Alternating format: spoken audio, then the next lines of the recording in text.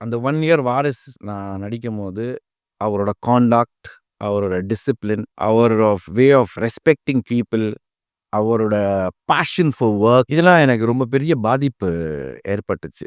Like for example first 3 days, 4 டேஸ்ல I was like ஃபோனே பார்க்கல அவர் கையில நான். எல்லாருமே ஃபோன் வச்சிருக்கோம். எல்லாருமே செட்ல.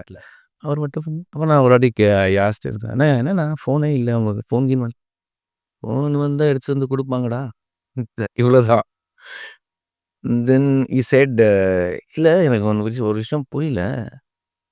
நம்ம நடிக்க வந்திருக்கோம், வேலை பார்க்க வந்திருக்கோம். டயலாக்ஸ் குடுத்துருக்காங்க.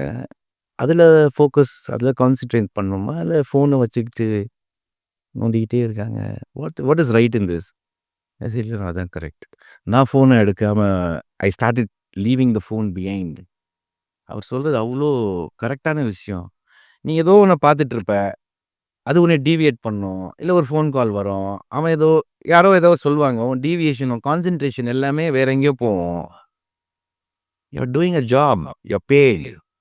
So concentrate. 6க்கு அப்புறம் பேசிக்கோ.